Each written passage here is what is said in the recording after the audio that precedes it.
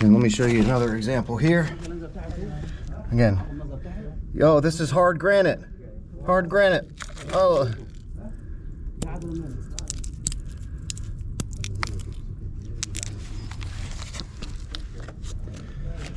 And as they got deeper and deeper, they would continue to set fires, quench it with water, thermally fracture the material, remove the next layer, and continue working down. And I happen to believe that they were also using metal tools in this process, not just dolerite pounders here. This would be a pretty effective tool. Again, let me show you another example here. Okay. Here, we've got our piece of granite here.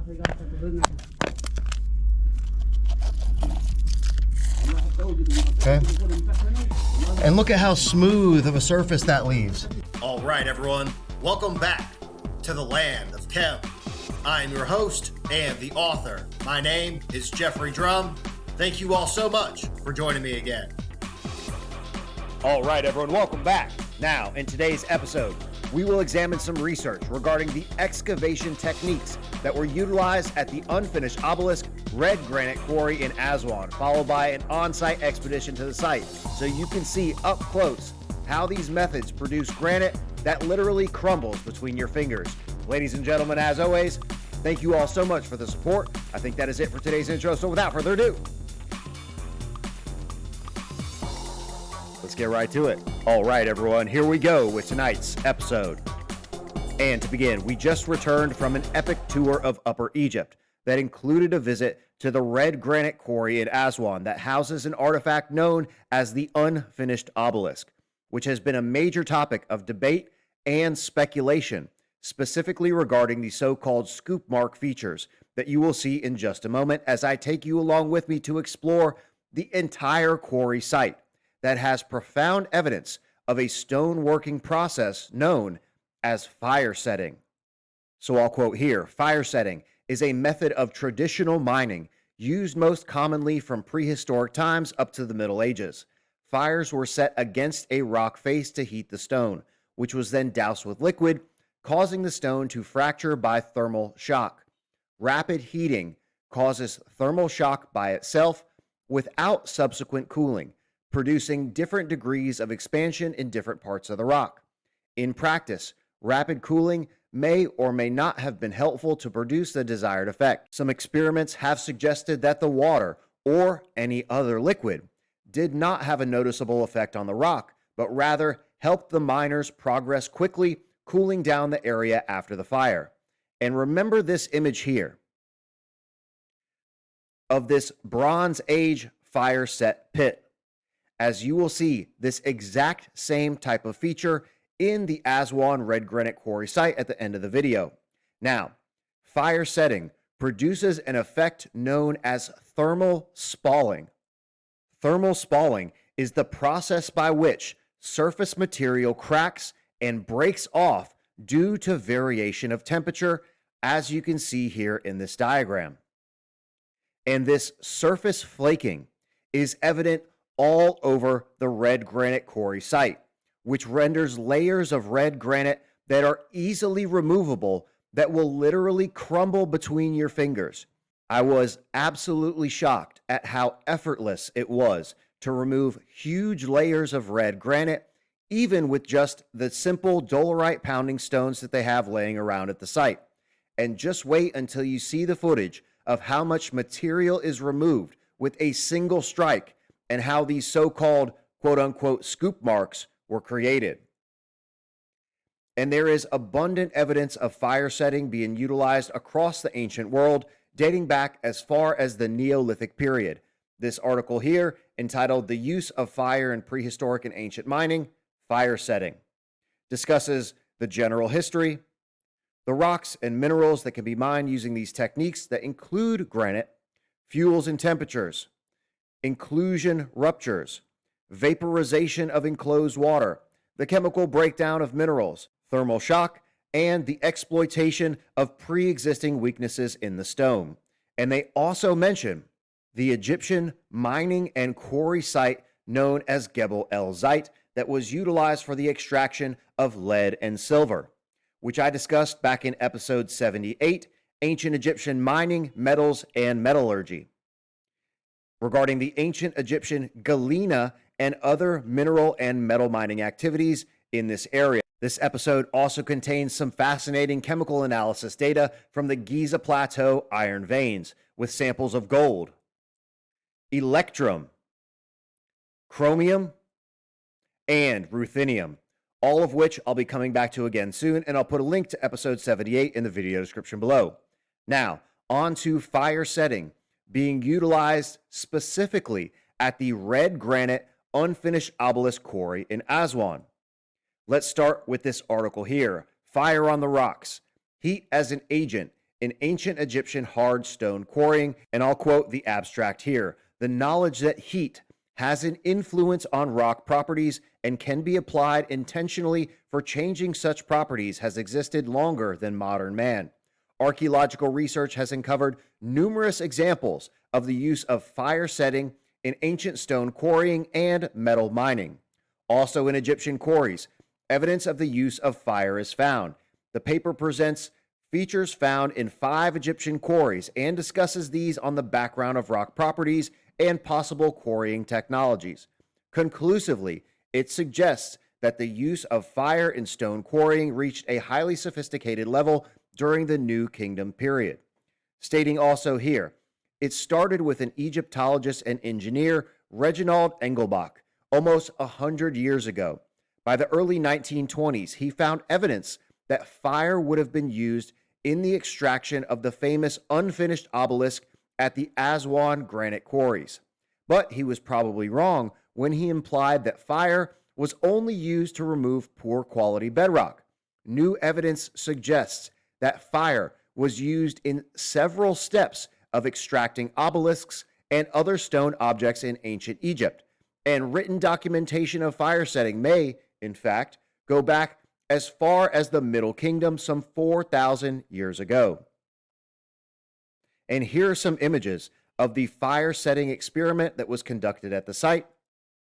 And this image here showing, quote, loads of charcoal in the debris of the unfinished obelisk quarry at Aswan. Direct evidence of fire setting being used in the quarrying process.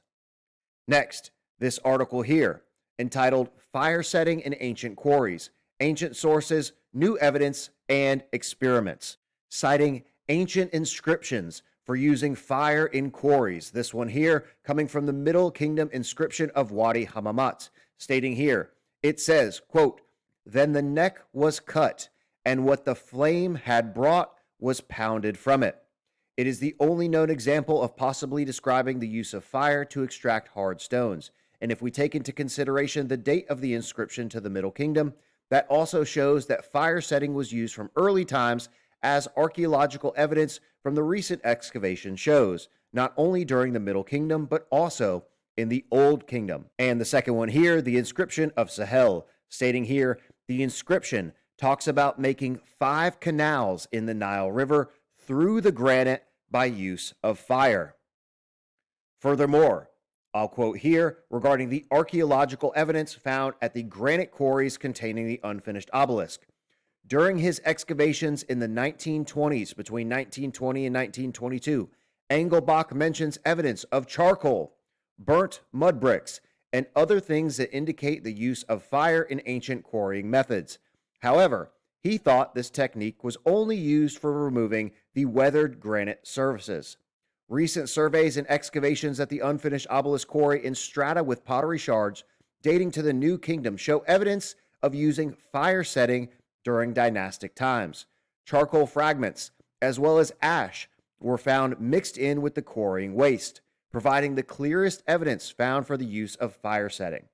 Many small fragments of mud bricks were also found with quarry waste, these being partially burnt on one side and reddish yellow in color, while the other side was a normal brownish mud color. The only way to explain this suggests that the mud bricks were used to control the fire from one direction. Now, on to their fire setting experiment that was conducted at the site. The operation, I'll quote here, we built a small rectangular enclosure of mud bricks on the top of the granite surface. A natural geologic fracture in the granite was selected to be in the middle of the mud brick enclosure. Wood was dumped in the middle of the enclosure, which was set on fire for about 16 minutes until the wood became charcoal. Afterwards, we put water on top of the fire inside of the mud brick enclosure, and we heard a loud fracturing sound from the granite. We waited about 10 minutes until the granite surface cooled and divided into two groups, one working on the mud brick enclosure while the other worked on top of the fresh granite surface without fire. The first team started by removing the mud bricks, granite chips, and charcoal from the small enclosure and dumping it beside the work area. They then started pounding on the fractured area using only dolerite pounders, while the other team started pounding directly on the granite surface using the same tool. And the results. After half an hour, we had managed to make a 26 centimeter deep trench through the granite where we used fire, and about 6 to 100 millimeters at the site without fire, working only with dolerite pounders. And for clarification, 26 centimeters is just over 10 inches. So they were able to cut a trench almost a foot deep in red granite in only 30 minutes using like 3 dudes using just fire, water, and these very simple dolerite pounders. Furthermore, using water was very helpful, not only for quarrying the granite layer after using the fire, but also cooling the surface to enable faster work. Interestingly, another parallel fracture appeared just beside the original one, suggesting that fire setting to create tunnels around granite objects such as obelisks may also have been used. And here are some images showing the quenching process and a comparison of stone without the fire setting and with the fire setting. Now, as we jump into the footage, first, you will see this thermal spalling flaking all over the quarry site, which renders the red granite surface incredibly brittle and easily removable. And you will see me crumble these peeling layers between my fingers and absolutely destroy red granite using just a simple dolerite pounder. Second, you will also see up close, in detail, the evidence of thermal spalling in these so-called scoop marks. And quite contrary to the fallacious narrative, not one single line of these scoop marks are anywhere even close to precision. They are all irregular shapes with different widths, depths, and completely inconsistent, as you can very clearly see here in this picture, which is a direct contradiction to the popular narrative that these scoop marks were created by some sort of lost ancient high technology machine. But don't take my word for it, as I will now take you with me to explore this entire site, up close, in person, showing details that I have never seen presented or discussed before, so you can see it for yourself.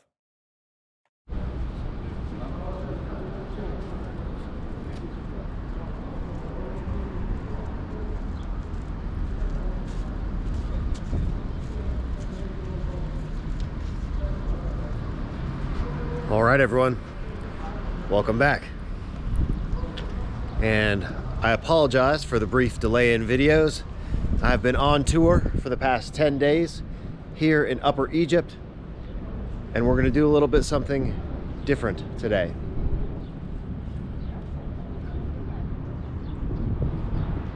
And what you can see in front of me here is a huge outcrop of red granite. And yes, we are in Aswan, at the site of the unfinished obelisk.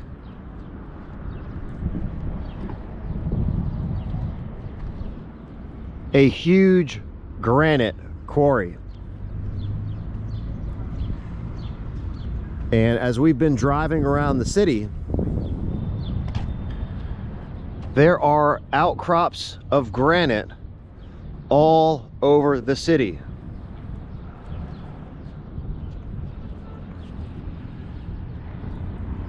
These are 100% natural rock. You can see the size of this. Here, babe, come stand over here. It's enormous. And got to keep in mind, she's, Delicate flower. you know, maybe 100 feet away from that thing. She would be the size of this little block here, standing up next to that huge granite block.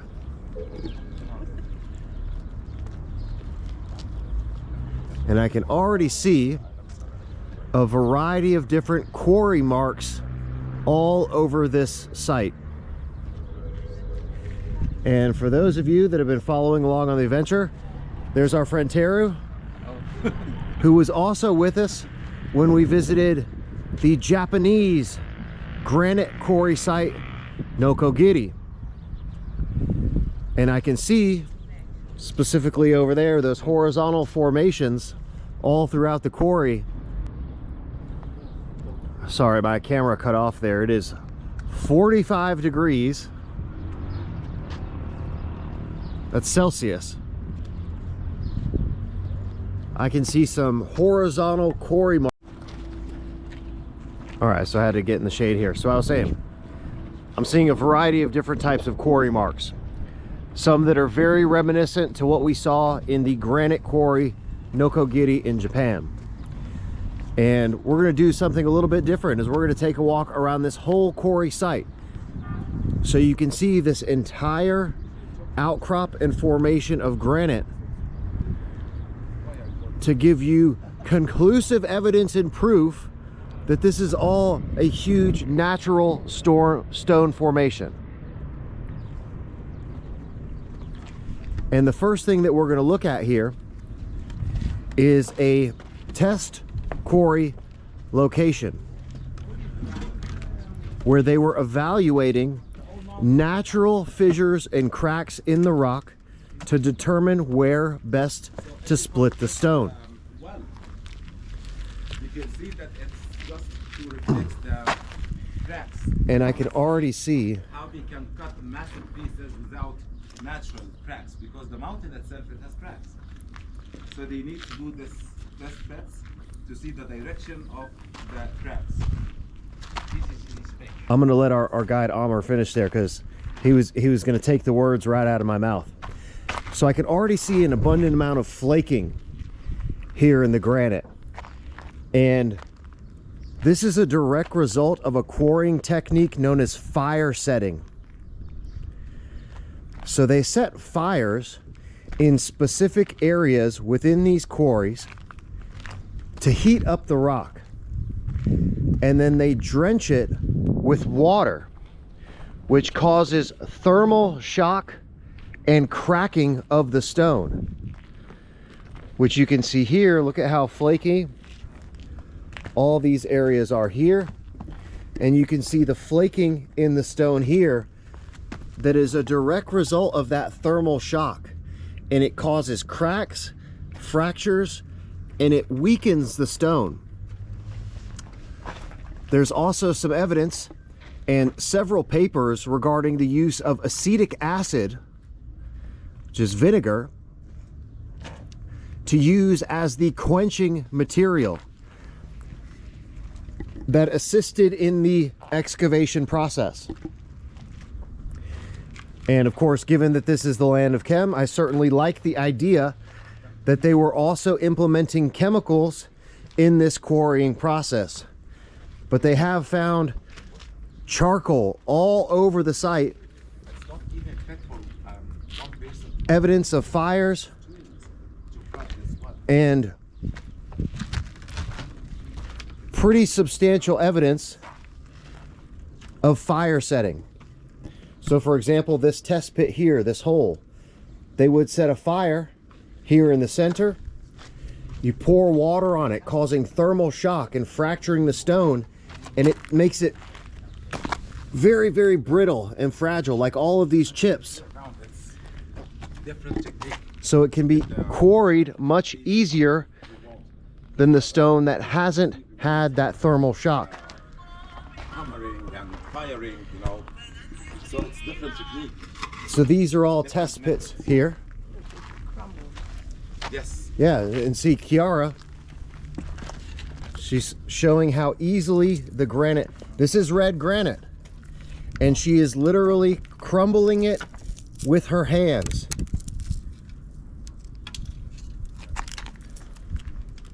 So hopefully today you'll see a few things about this unfinished obelisk and this quarry site that you haven't seen before. People talk about this unfinished obelisk being a piece of geopolymer. That could not be further from the truth. This is a huge quarry site of 100% natural granite rock. And the fire setting process, as you just saw, here's Chiara, there's her husband Simone, our good friend Teru, there's Richard, there's my wife Alexa, some of our guests that have been along on this adventure here in Upper Egypt over the past 10 days. All of this flaking, you can see the material here. Again, it makes this piece of red granite here. Watch. I can literally break it and crumble it. Fire setting. You heat the stone and then you quench it with water, causing thermal shock, making the stone extremely brittle. And you can see here, these so-called scoop marks are directly found in conjunction with these thermal expansion, thermal shock fissures and cracks. So you could watch this. Okay, look at this rock here. It just breaks that whole thing right off. And if I worked on this for a minute, I could break this entire section off. Super easy. And you can see this whole thing is coming loose. And this is just using a rock. It's nothing. Easily. Look at that. And now, this, I'm not going to take it, but you can see, look.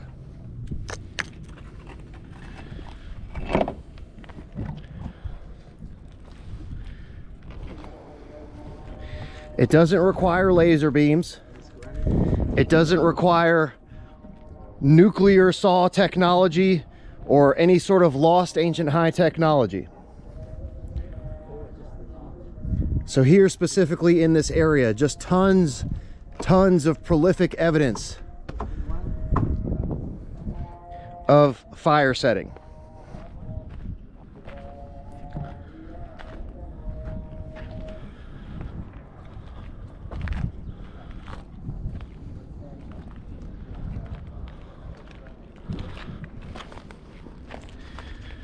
And again, this whole thing is just a huge, it's like a granite playground. I feel like I'm in the Flintstones in the quarry of the,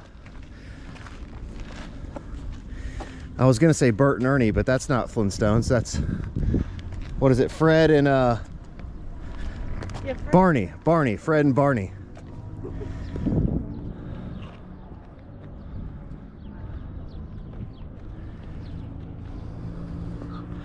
I mean, it does feel like we're in Japan. Yeah. Well, minus all the trees and the...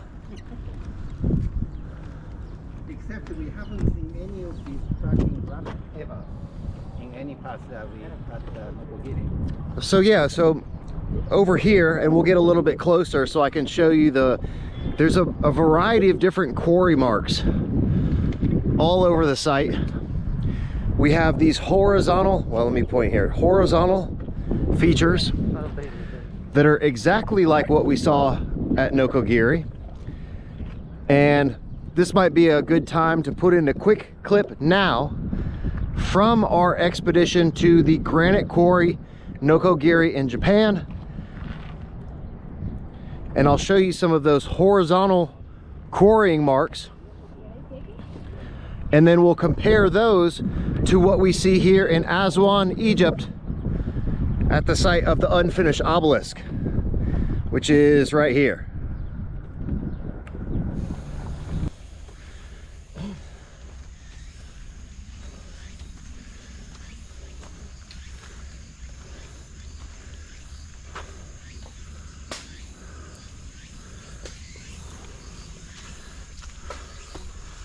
Check this out.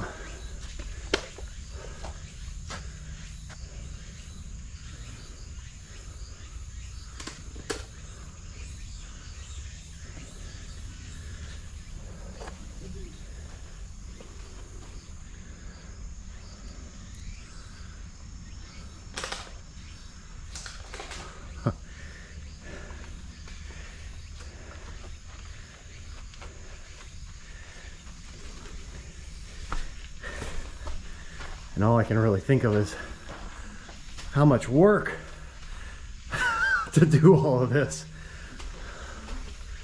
Holy shit.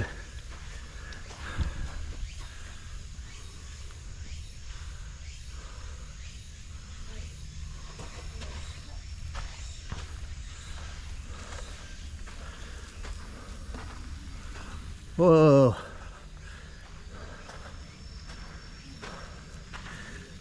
So we have here literal evidence of ancient granite quarrying, basically by hand. Look at this entire sheared surface. It was all excavated out of here.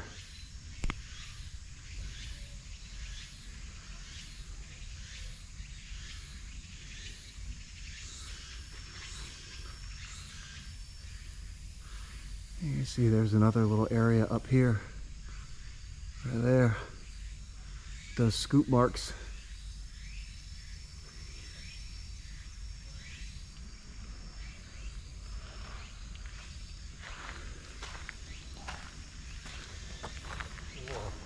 Yeah, this is wild. Wow. Look at the volume. Oh my. Yeah, Lex was just saying the volume, the amount of stones.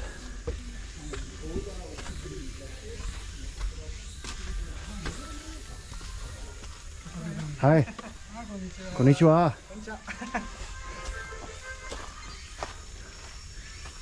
Yeah.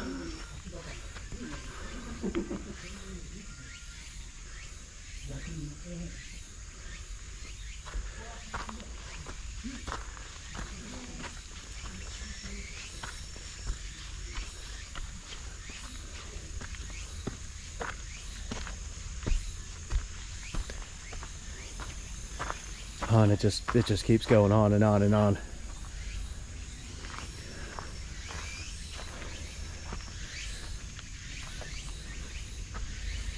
This is crazy.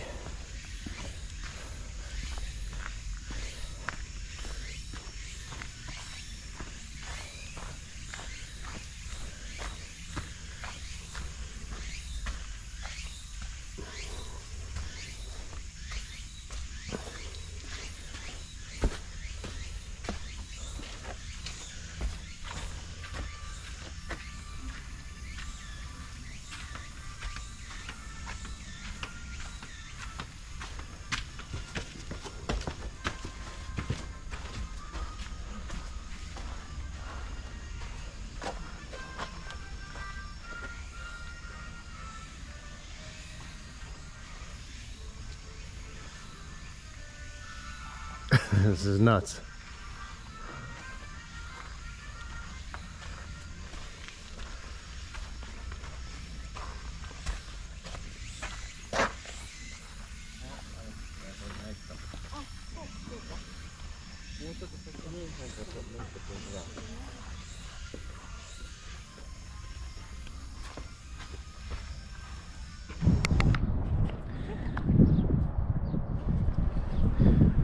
So now we're just looking at some more crazy features of this site.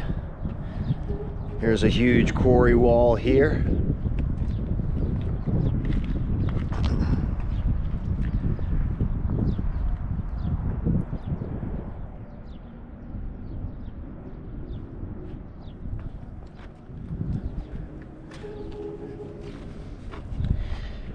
And it is blazing hot out here.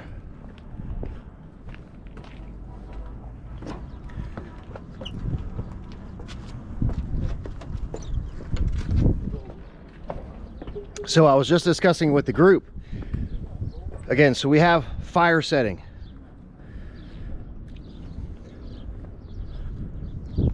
One technique that was for sure applied in the quarrying process.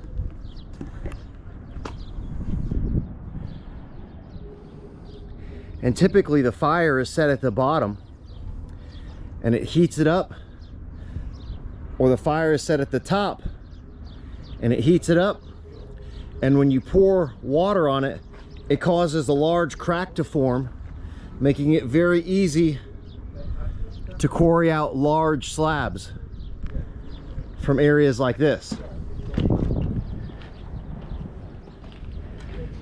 Again, if we change the quenching agent to acetic acid, they have experimentally proven that using that acetic acid will cause a chemical reaction, specifically with limestone, that helps to decompose the stone. Here's another side of this quarry area here. Again, using chemicals to decompose the stone.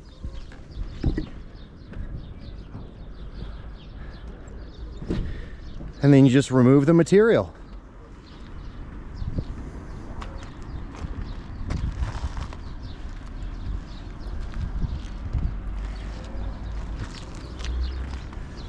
And all of the videos that I've seen from this site, nobody ever shows the whole quarry. They just show the area around the unfinished obelisk and talk about these so-called scoop marks, which I just showed you. If you use your brain a little bit. So here you can see some more traditional quarry marks.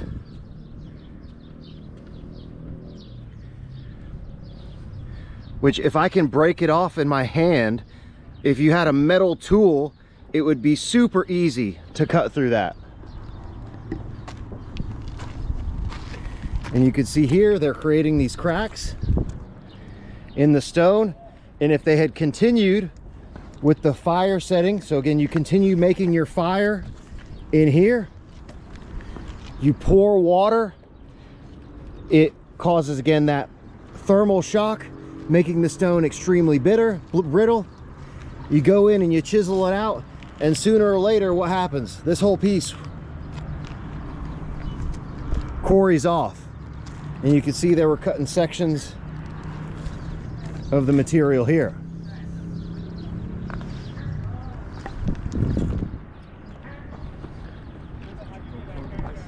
Yeah. Then you put it on a tripod, I imagine. You want to hold it still, right? Yeah, so Richard's picking my brain about the gear and the equipment that we use, so I'm showing him the GoPro. And yeah, you can turn this into a tripod. Yep. We also use this as the webcam. Yep. For the intros.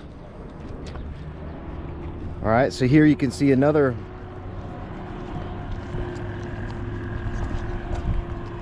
glimpse from above of how they were quarrying out this big piece here.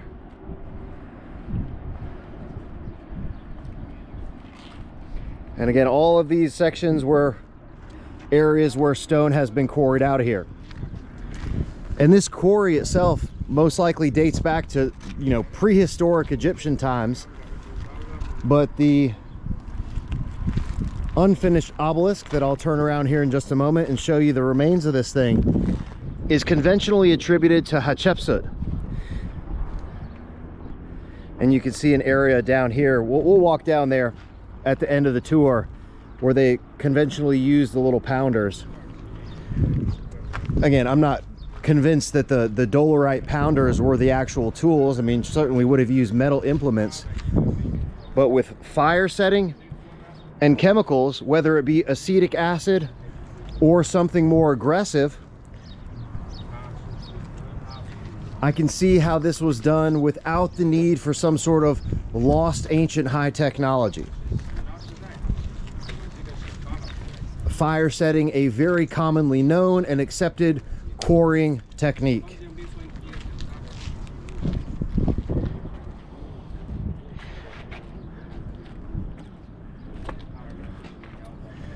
So this is it. And again, I want to show you again for those geopolymer people out there, this is not, it's a contiguous part of this natural granite formation. This is absolutely not geopolymer.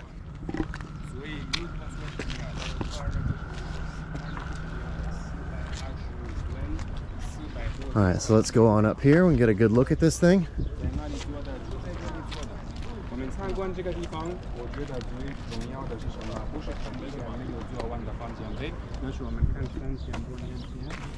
And here is, you know, they conventionally say that this was done with dolerite pounders, with these big pounding stones. But I literally just showed you that thermal shock, it makes the stone incredibly brittle. And I can break it with my fingers. This would certainly make things a lot easier.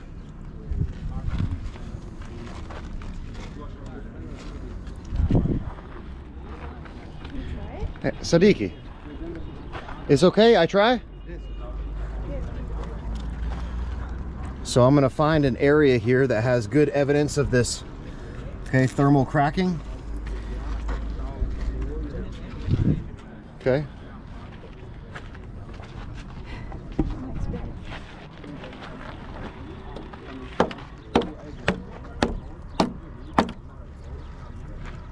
I mean, it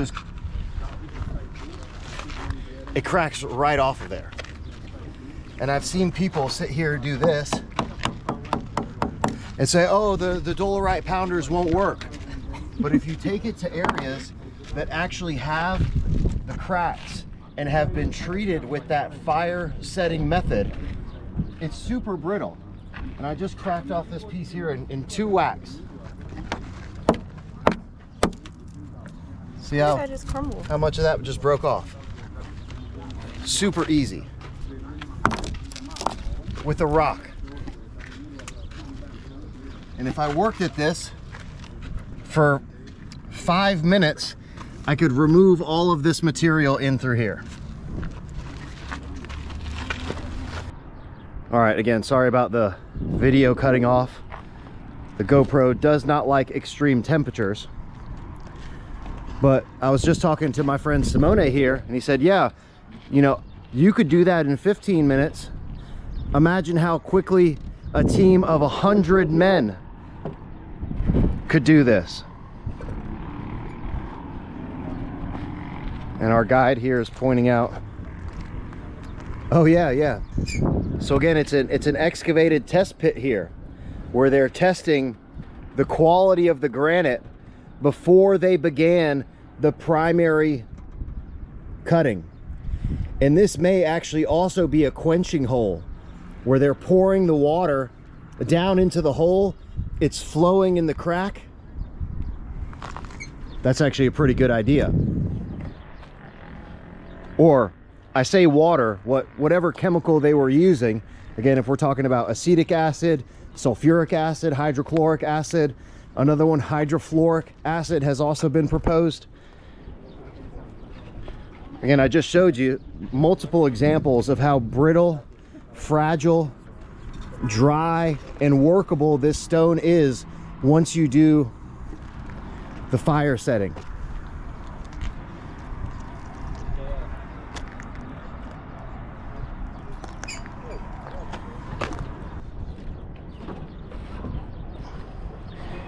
And of course, now, thus far, we've only been talking about the preliminary stages of the quarrying process.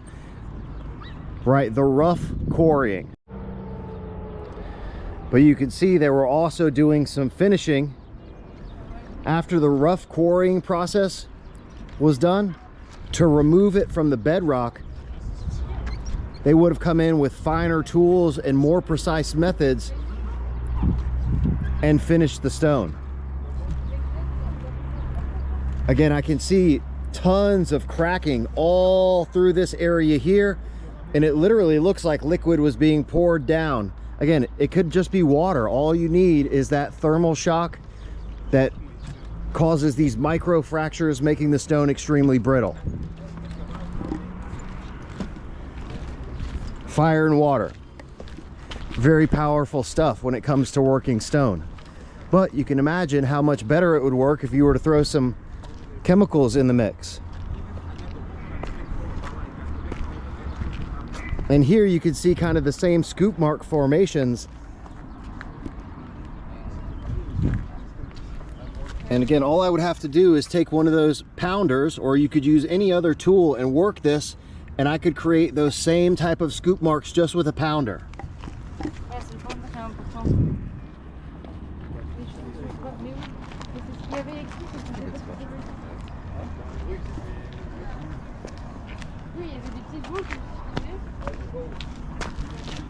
So again, you can see more of these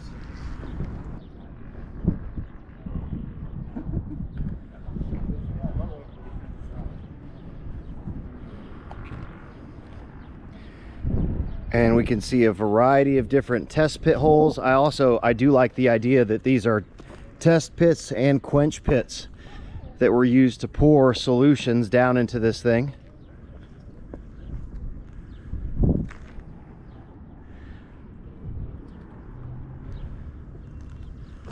I don't know if they let people actually down in around this thing anymore, but we're going to see if we can get down there here in just a minute. Again, you can see more of this fractured stone in through here.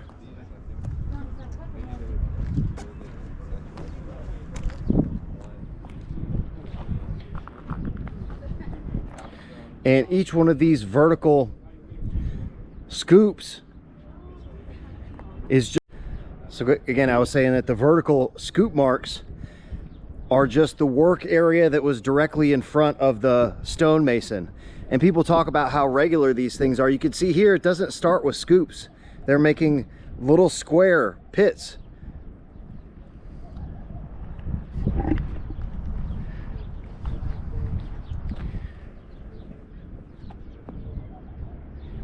So again, by looking at the whole scope of operation here, it's very easy for me to wrap my head around the quarrying methods that were being used here. Again, people will only show you in here and the scoop marks and give you no context for the rest of the quarrying. Okay, so now we're going to walk through the stages. So in through here, you can see the rough quarrying, where all of this has been removed out. You can see all the fractures of the granite in through this area. Again, I just showed you how easy it is to remove stone through these fractured areas. So they did the rough work here. They started removing material off the sides. They were working this area down further here, where it originally looked like this. Next, it looks like this. Then you go from the super rough quarry to the finer quarry to the piece that you actually want to remove. It's a multi-stage process where you're removing inferior rock, you're getting down to the level where you want to work, you find the piece that you want to extract,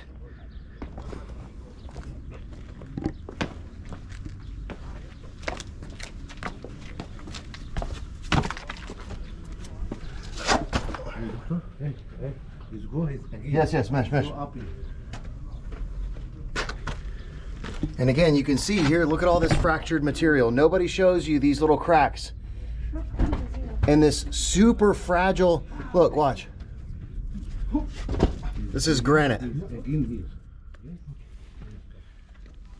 powdered into almost nothing. And you can see all these cracks along the base where they were working this. They aren't, it's not ice cream scoop marks. People say the craziest shit when it comes to this granite quarry. Look here. This is granite. And it just flaked off like nothing.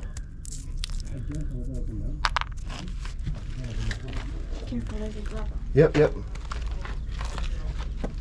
And these aren't super precise scoop marks either. So if I'm sitting here with this pounding stone and all of this thermally fractured, fragile granite, I could take this and work this in a very, very short amount of time. So let alone if you had some metal tools. Forget the dolerite pounder. You bring a hammer and 1,000 trained masons that knew what they were doing, that could put some muscle behind this work. I mean, you could do this in a relatively short amount of time. It wasn't just one dude with some magic ice cream scoop machine. Okay, so now we're just talking about a manual process. We throw in some acetic acid or some other chemicals into this mix. It makes this a remarkably reasonable process to achieve without the need for nuclear powered ice cream scoop machines that somehow magically scooped out the stone. I can break it with my fingers. And they have, again, as I said at the beginning of the video, they found tons of evidence of fire setting. It is a well-known quarrying technique that dates back to the Neolithic period. I just showed you how with a stone pounder, I can remove a ton of material with 3 whacks of the stone.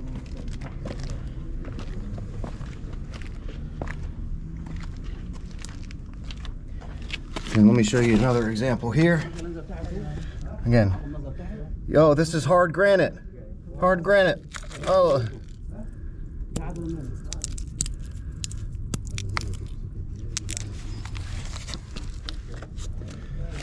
And as they got deeper and deeper, they would continue to set fires, quench it with water, thermally fracture the material, remove the next layer, and continue working down.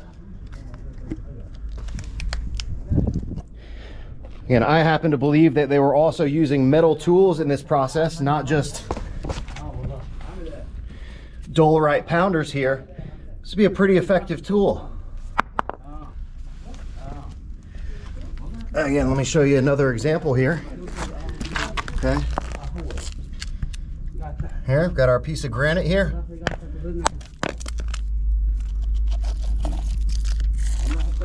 Okay. And look at how smooth of a surface that leaves. And really strategically move the material out of here.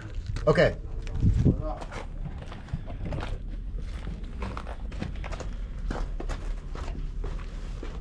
All right.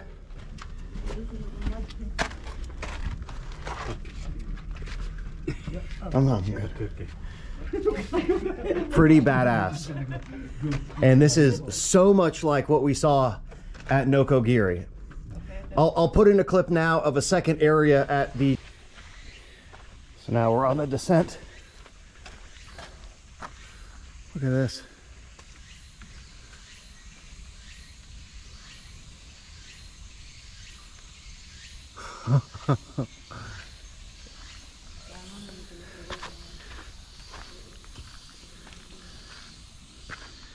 It's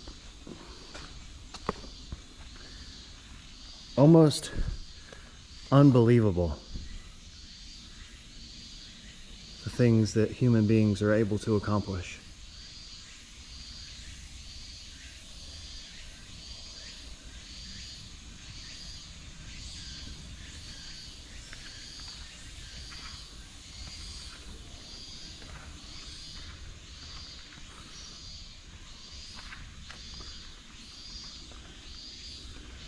Absolutely crazy.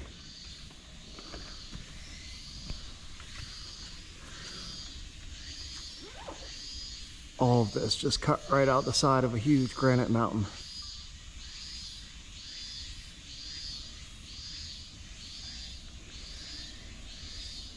All right, everyone, I hope you're enjoying the video, and please remember to subscribe for more content if you're interested in the technology of ancient civilizations utilizing physics and chemistry and the function of the Egyptian pyramids and other ancient structures from around the world. If you want to help support the channel, you can pick up a copy of the Land of Chem book and grab some merch at thelandofchem.com and for access to exclusive content.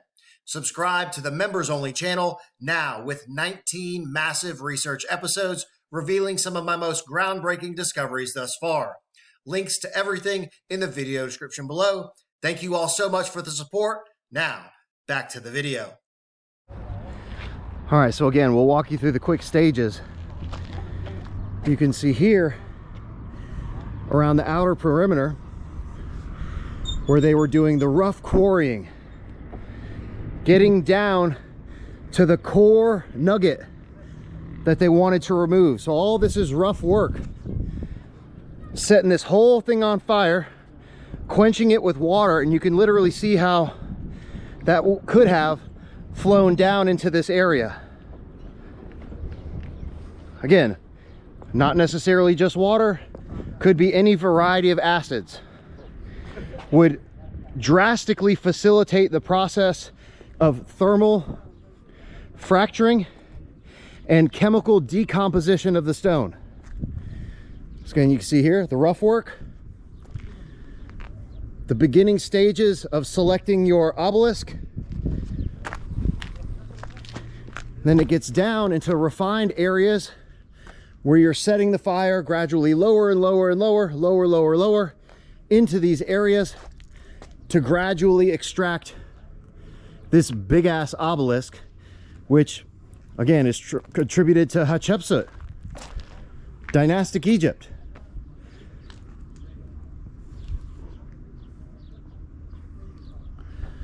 Now, of course, that goes into the question of how do they move this thing out of here, which is another story, but the Nile River is not too far away from here, all downhill. So when this was done, all this would have been removed.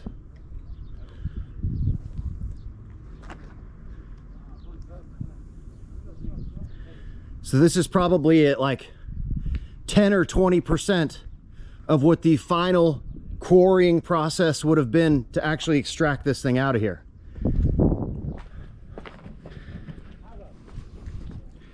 So we're going to continue walking around the quarry, but I know from having seen previous videos on this, nobody ever shows anything that I was just talking about.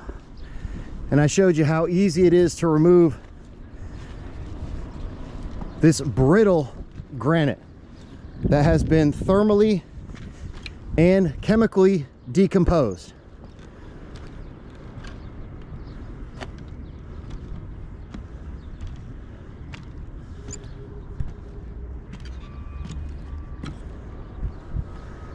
This is awesome.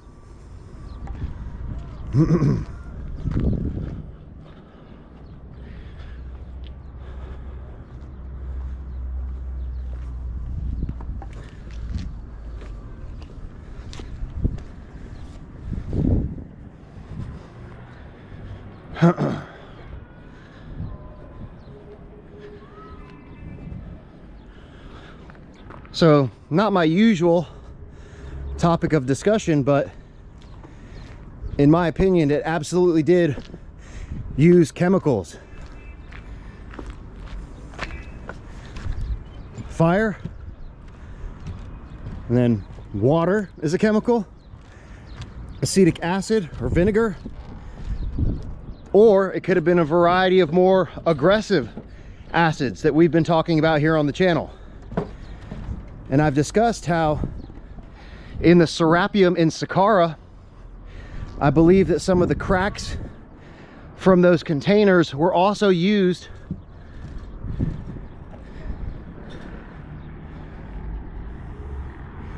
this acidic etching and decomposition to remove the cracks in the lids of those containers. I mean, this is a huge quarry site. Nothing even close to the scale of Nokogiri, but it's immense. And it's really unfortunate, the narrative about geopolymer regarding this granite obelisk, because it's, I mean, that couldn't be further from the truth. As much as I like the idea, it's definitely not. Huh.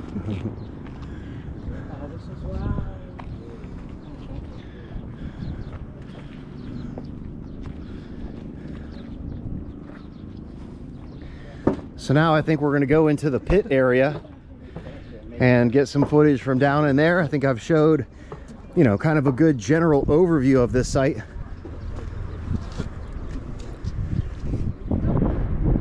Now I will say the experiments with acetic acid were with limestone, not with granite. But there is direct evidence at this site with all the charcoal that was found and the burn marks of fire setting. And the flaking of the granite across the site is also a direct indication of that fire setting. All right, cool. So now we're just going to walk down into the pit here.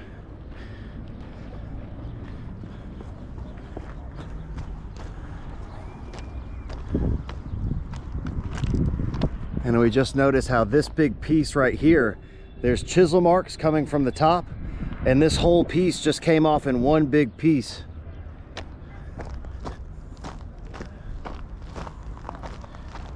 Where it detached from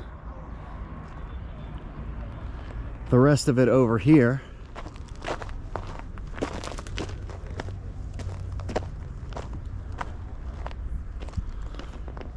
And this actually looks just like what I was looking on the way up here. Neolithic fire setting caves, where they were carving caves out of the bedrock using fire setting. So you can see here, this is all fractured away, and they would have set a fire down here and it would have heated this entire area up. It was then quenched with water and they could excavate. You can see where it's gradually being pushed back here. They were going to excavate this part here and push this back to excavate further into this. Called Neolithic fire setting caves. Look exactly like that.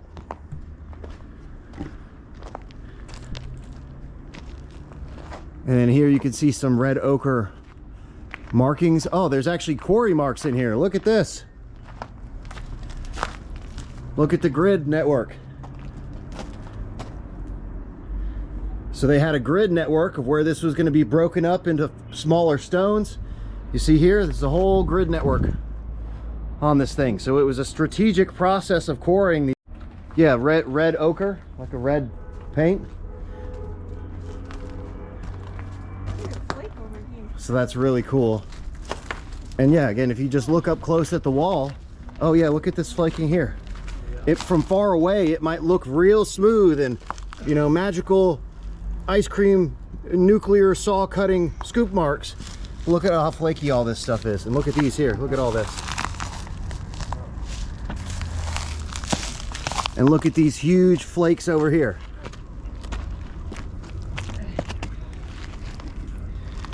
These are flakes of granite. Look at how big these pieces come off.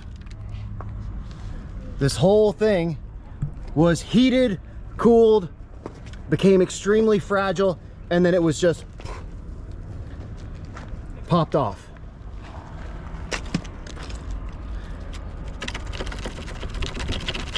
I could easily tear this off with my hands. Easily. This is granite.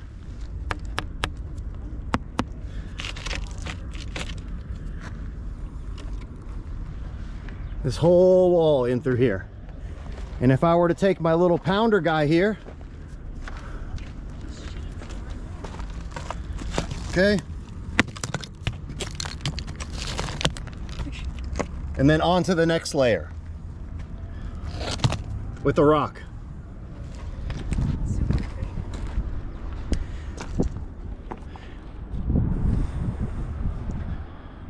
So look at this huge piece right here.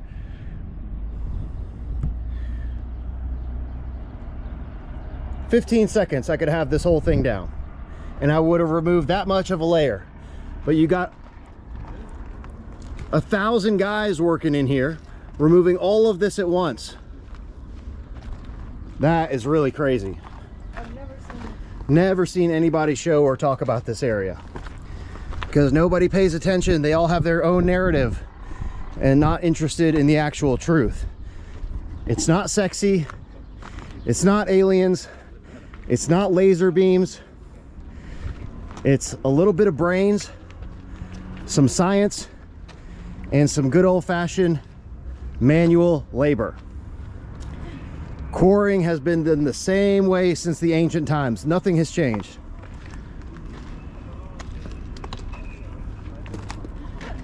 All right, ladies and gentlemen. So that concludes our investigation of the unfinished obelisk red granite quarry here in Aswan. Masalema. All right, everyone, that is it for today's video. This was episode 155, the unfinished obelisk, red granite quarry in Aswan. I really hope you enjoyed today's video, and in the next episode in the series, Sunday Site Visit 100. This is an episode you do not want to miss, so if you haven't already, please subscribe to the Land of Chem here on YouTube, and remember to click that little notification bell so you don't miss out on the new episodes that premiere twice per week. Please like, comment, share, and stay tuned. If you want to help support the channel and get access to exclusive research videos, check out the Land of Chem members only channel and thelandofchem.com. If you want to pick up a copy of the book or grab some merch, both linked in the video description below. If you want to follow me on Instagram or on X, my handle is @thelandofchem. Also, don't forget, after you finish watching this video, please go subscribe to our other channels, Let's Go with Lex and G, Ancient Odysseys, and Egyptian Trash Cats for all you cat lovers out there. Also all linked in the video description below. Ladies and gentlemen, as always, thank you all so much for the support. I think that is it for today's episode. I will see you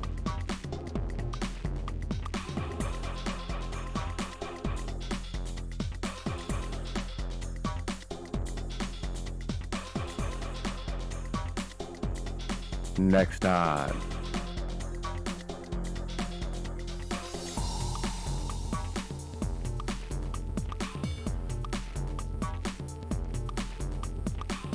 Yo, are you still watching this?